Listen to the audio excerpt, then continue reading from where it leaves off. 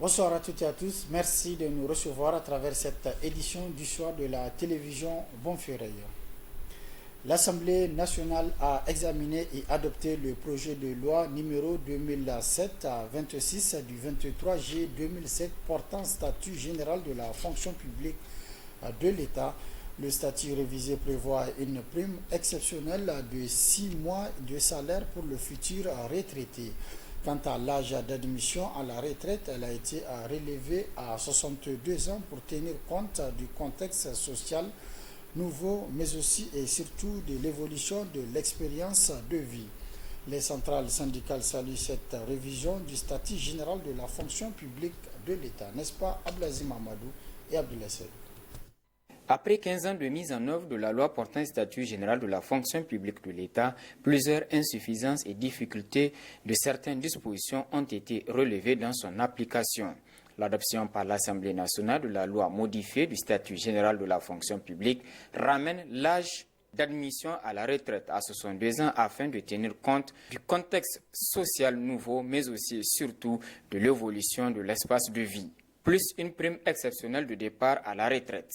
Par l'adoption de cette loi, qui rehausse l'âge d'admission à la retraite de 62 ans au lieu de 60 ans, vous venez une fois de plus de donner à l'État le moyen de valoriser l'expérience acquise par ses agents au profit des jeunes générations.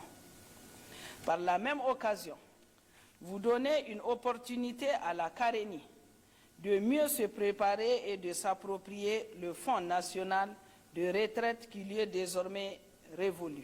Les centrales syndicales saluent cette révision du statut général de la fonction publique.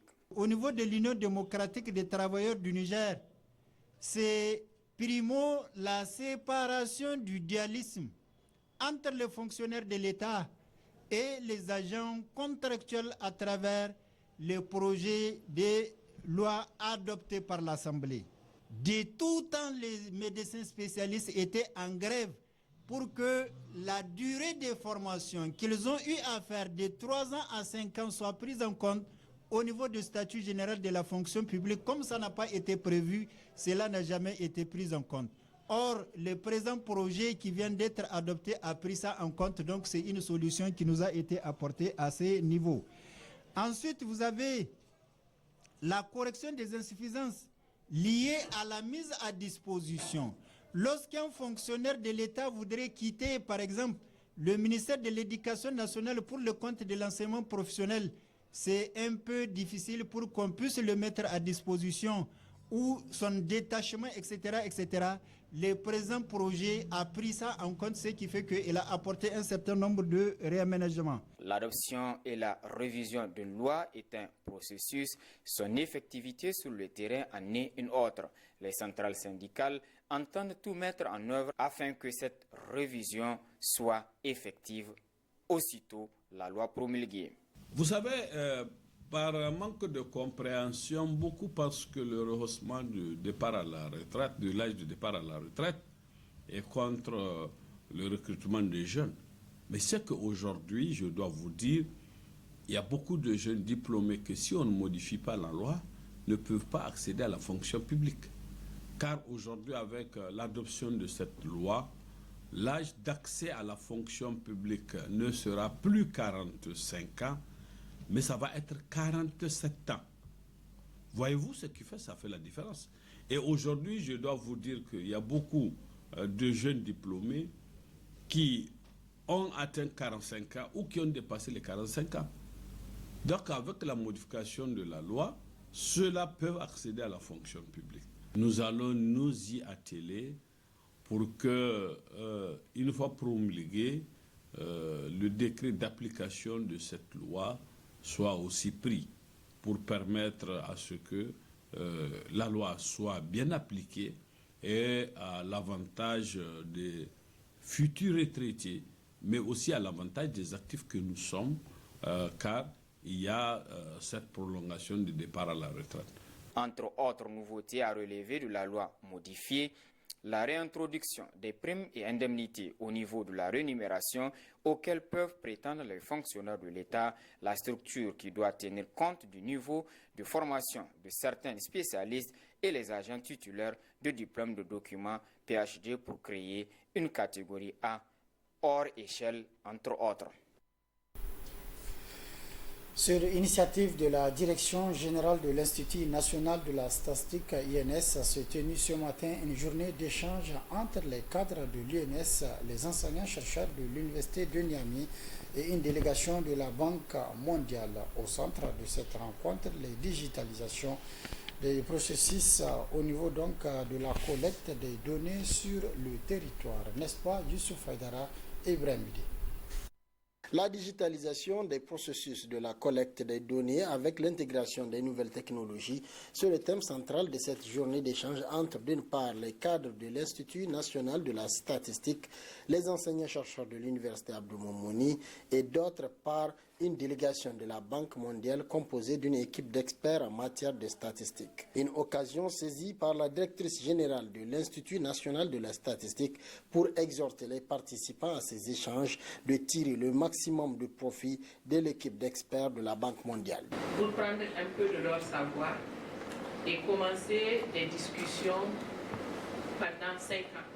Ce que nous voulons avoir avec eux pendant 5 ans, des discussions. La Banque mondiale a bien voulu mettre une de ses meilleures équipes sur le Sahel et sur le Niger. Et ce serait nous pénaliser nous-mêmes, en fait, que de ne pas exploiter le potentiel de connaissances qu'ils ont pour qu'ils partagent avec nous et que nous aussi, on démontre des choses que nous avons faites. Pour le chef de la délégation de l'équipe de la Banque mondiale, c'est un plaisir pour eux de collaborer avec l'Institut national de la statistique dans la mise en œuvre de ces activités. La Banque mondiale est vraiment c'est un plaisir et un privilège d'être un de vos partenaires pour soutenir le développement du secteur de la statistique au Niger, mais également donc, pour soutenir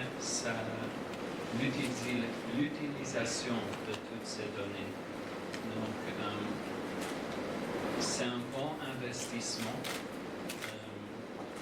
Donc, la collecte de données est un très grand investissement, mais il y a aussi une très très grande valeur.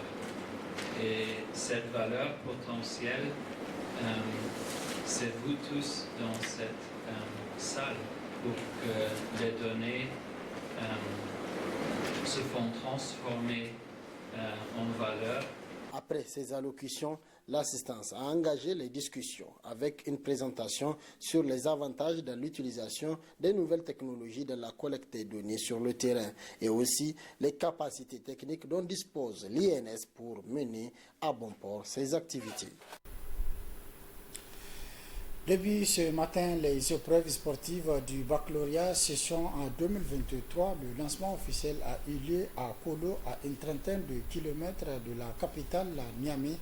Cette année, ce sont plus de 92 000 candidats et c'est le ministre en charge de l'éducation nationale assurant l'intérimaire de ce homologue des enseignements supérieurs qui a présidé la cérémonie du lancement de ces épreuves. D'autres détails dans ce compte-rendu. C'est ici, dans ce centre CES Kolo, en ce jour vendredi 12 mai 2023, que le ministre de l'Éducation nationale assurant l'intérimaire de l'enseignement supérieur a donné le top départ des épreuves e-sportives du bac session 2023. Ces épreuves se déroulent selon le ministre de l'Éducation nationale, conformément aux engagements des autorités du pays. Au titre de cette année scolaire 2022-2023, ce sont au total 92 956 candidats, dont 37 837 filles, soit 40,70% qui sont appelés à se présenter dans 213 centres d'examen à travers le pays.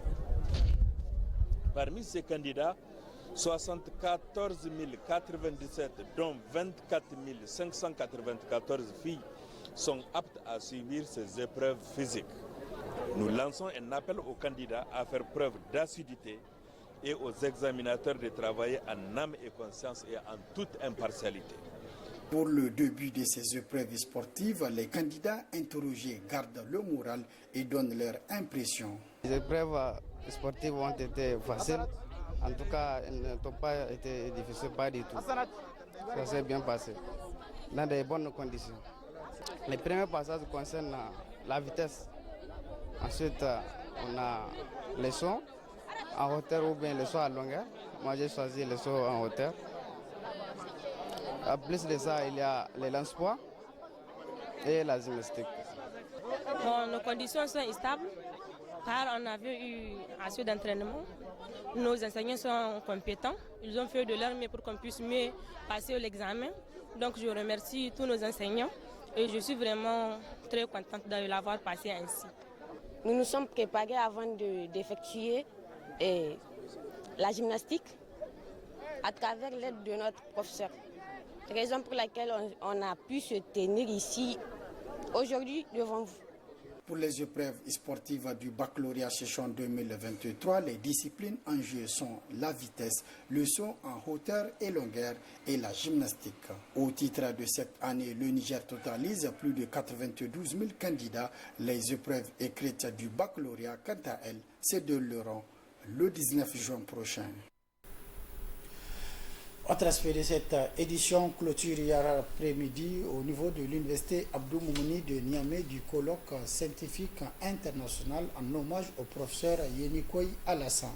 Au cours de cette rencontre qui a duré 3 jours, plusieurs thématiques ont été débattues par des experts en la matière. D'autres précisions dans ce compte rendu. Cette cérémonie, riche en activités culturelles, entre dans le cadre de la célébration de la Journée nationale de la femme nigérienne, une activité initiée par le réseau des journalistes pour le droit de l'homme s'est déroulée dans les locaux du collège Mariama. La directrice du collège Mariama, Madame Saadou Odil Doraman, après avoir souhaité la bienvenue aux invités, fait une brève présentation de son établissement.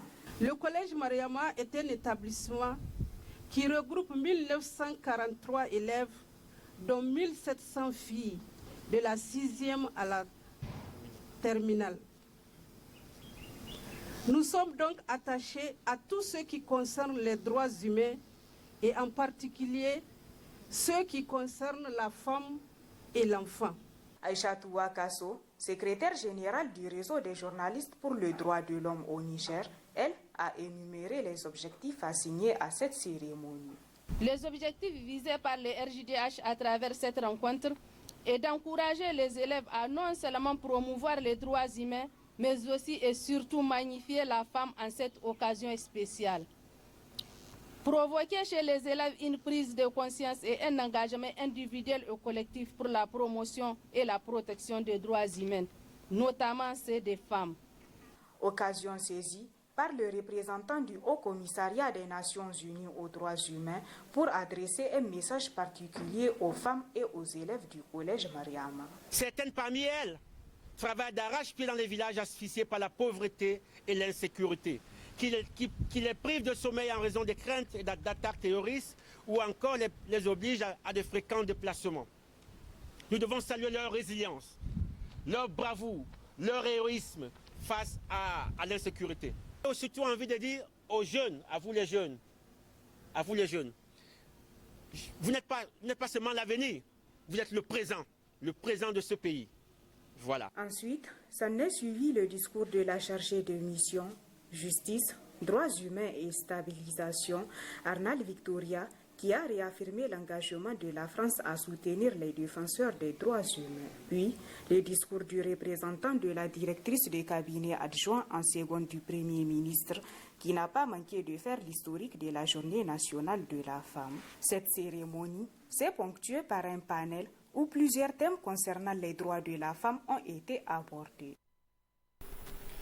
Voilà, c'était là donc l'activité prévue en prélude à la journée nationale de la femme prévue demain 13 mai 2023, une activité du réseau des journalistes pour les droits humains. Cette rencontre a été également un cadre d'échange avec les élèves du collège Mariama sur l'historique de la journée nationale de la femme prévue demain 13 mai 2023.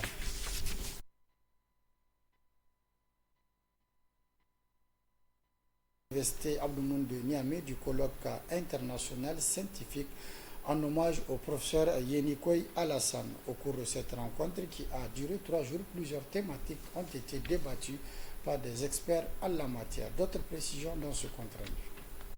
Ce magazine de 32 pages édité par l'Association pour la défense et la protection des enfants et des femmes ADEP-FE Espoir se veut comme un trait d'union entre les praticiens d'une part et d'autre part entre praticiens et usagers des services judiciaires. C'est dans la logique de combler ce vide et de contribuer à l'émergence au Niger d'une communauté juridique dynamique œuvrant pour la diffusion constante du droit que l'association ADEP-FE Espoir a développé l'idée d'une revue juridique intitulée Épitoge, qui se donne pour ambition d'atteindre les objectifs ci-après.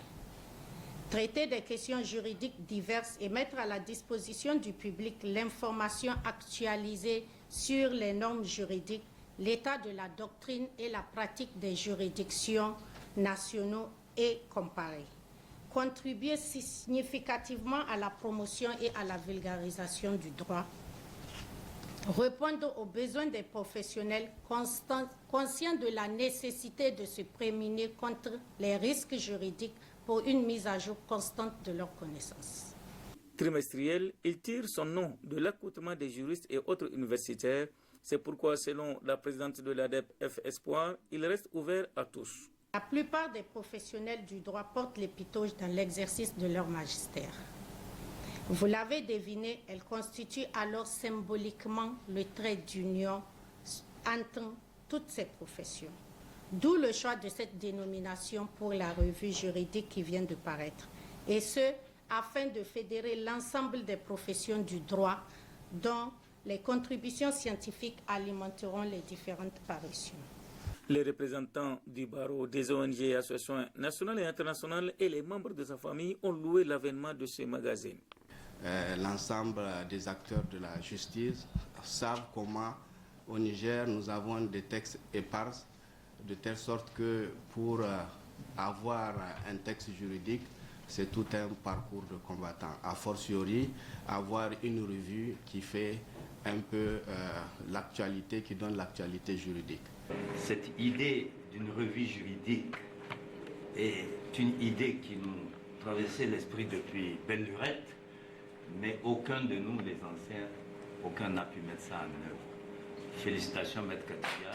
Pour que ce soit vraiment une revue scientifique en tant que telle, qui va attirer autant les praticiens que les théoriciens qui sont les universitaires que nous sommes. Et je pense qu'il faut penser à mettre en place aussi un comité scientifique. En présidant la cérémonie, le président de la première chambre du Conseil d'État a salué le courage de la promotrice. Si je devais faire la publicité, moi j'allais tout de suite dire que bon, c'est un titre qui fédère. Et on l'a vu. Hein, tout le monde voulait dire quelque chose. Je disais à Maître Kadidja qu'il ne faut censurer personne. Ce sont des invités qui sont venus, il faut les remercier pour cela. Chacun ici a une occupation, mais par égard à sa personne et l'intérêt de la question, les gens sont venus. Celui qui veut parler, c'est l'occasion de lui donner la parole.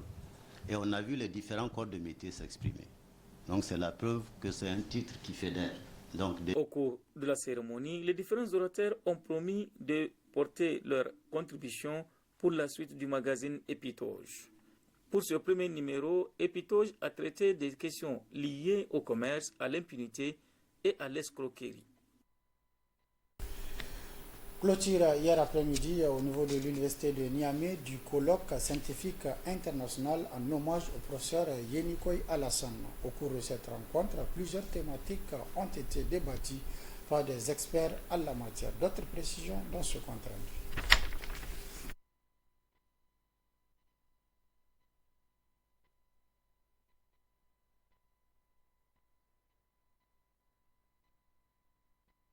3 jours de communication, d'échange et de partage d'expériences. Le colloque scientifique international en hommage au professeur Yenikoy Alassane s'est achevé à la grande satisfaction des acteurs et organisateurs. 3 jours durant, les participants ont débattu sur des thèmes aussi riches que divers, soit au total plus de 168 communications. Nos pensées vont également à l'endroit du ministre de l'Enseignement supérieur et de la Recherche, qui est l'un des premiers à avoir cru à ce projet et dont le soutien et l'accompagnement ont déterminé de bout en bout l'organisation de ce colloque. Nous disons au passage grand merci au président de la République du Niger pour son engagement et son soutien inestimable pour la réalisation de ce projet. Les hommes de valeur, comme dit Napoléon, sont des météorites. Vous savez ce que c'est que les météorites? Ces espèces d'étoiles filantes brûlent pour éclairer leur siècle. Alors, espérons que le court séjour, que moi j'appelle court séjour du monsieur Yenikoy à la tête de notre institution, va éclairer notre université pendant des siècles encore. Le professeur Yenikoy Alassane, puisque c'est de lui qu'il s'agit, présent sur place, a félicité les initiateurs du colloque.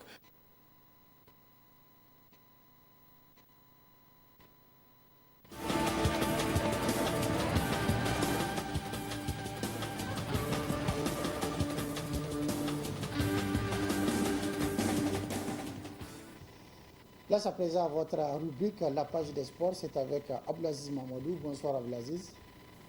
Bonsoir Suleiman, bonsoir aux téléspectateurs de la télévision Bonferré. Nous débutons la page des sports de cette semaine avec les différentes équipes nationales de football en plein préparatif des compétitions africaines. Après le football féminin qui était à l'honneur la semaine dernière à travers un tournoi de préparation des équipes féminines du Niger, concerné par les compétitions africaines, à savoir le MENA U20 qui sera du 20 mai au 4 juin 2023 à Koumassi au Ghana, et l'AS Garde nationale qui va représenter le pays au tournoi qualificatif de la Ligue des champions féminines qui se tiendra au Nigeria. C'est autour du MENA U20 de rentrer dans la danse. Dans le cadre de la préparation du tournoi IFOAB prévu du 7 au 21 juillet 2023 à Abidjan en Côte d'Ivoire, le sélectionneur a dévoilé une première présélection. Il s'agit de Abourazak Munkaila Haruna, Mahamadou Mansour Ousmane Mokhtar Ibrahim, Yakouba Abdoulaye Adamou, Mohamed Papa Mokhtar Indiaye, Suleiman Boubacar de l'ASFAN, Mahamadou Ayouba Tijani, Ibrahim Gero Baki, Ismaël Issoufou Oumarou de l'Olympique Football Club de Niamey, Jibril Madougou, Issa Malang Abdou, Mahamadou Hamidou, Suleiman Daouda, Soumana Oumarou Abdou et Mahamadou Moubarak de Liberté Football Club de Niamey, Mahamadou Emmanuel Rebo Zakari de l'Union sportive de la Gendarmerie nationale, Ousmane Jibo Garba, Abdul Aziz Ismaël de la SNI Gelec, Nasser Hassan Moussa et Abdourazak Morou Rabiou de l'Urana Football Club d'Arlit, Shamsuddin Isaka Labo, Mahamadou Seydou Altine de Jangorzo FC de Maradi et de Ridouane Boubacar Amadou de l'Akokana Football Club d'Arlit. En triathlon, la fédération s'active dans l'organisation des compétitions et autres activités au profit des athlètes. La fédération nigérienne de triathlon a organisé le week-end dernier une compétition de mise en jambe à l'endroit des triathlètes nigériens. L'activité a vu le jour une semaine après la moisson ramenée au pays par l'équipe nationale de triathlon de retour d'une compétition internationale. La compétition a réuni les meilleurs athlètes jeunes, juniors, cadets et même seniors sélectionnés pour la circonstance. L'occasion a été mise à profit par les techniciens de la fédération pour procéder à une nouvelle détection de talents dans le but d'étouffer les différentes équipes nationales. Le triathlon, pour rappel, c'est la combinaison de 3 disciplines sportives, à savoir la natation, le cyclisme et l'athlétisme. Cap désormais sur les préparatifs de la 3e édition du tournoi de triathlon qui se déroule depuis 3 ans à Loga avant le championnat national, la 6e édition prévue cette année à Difa. Et puis enfin, Blaziz Mamadou, fin le week-end dernier au complexe Isaka Daboré de Niamey du stage international organisé par l'association Hop Kijitsu Niger. Après la série de formations sanctionnées par un stage de grade au plan national, l'association Apkijitsu du Niger, sous la conduite éclairée de Maître Seydou, a négocié et obtenu un stage international qui s'est déroulé les 5, 6 et 7 mai dernier au complexe Isaka Daboré de Bani Fondou. Le stage a été dirigé par le précurseur de cet art martial. Au menu, plusieurs séances de démonstration, self-défense et autres sujets retenus dans le cadre du stage de perfectionnement et de promotion suivi de la vulgarisation du Apkijitsu au Niger. Après 72 heures d'échange et de partage, le stage a pris fin avec la remise de plusieurs attestations aux responsables des forces de défense et de sécurité, aux maîtres Jujutsu, participants et autres partenaires de l'association. Le grand maître et précurseur du Apkijitsu au Niger, lui, Maître Seydou, a été élevé au grade de ceinture noire 6e dan par le précurseur à l'échelle mondiale. La cérémonie a pris fin par une photo de famille. Voilà, merci donc pour toutes ces précisions. C'est également la fin de cette édition. Merci de l'avoir suivi à toutes et à tous. Prochain rendez-vous de la rédaction demain, Inch'Allah, à partir de 12h30. Très bonne réception. Au revoir.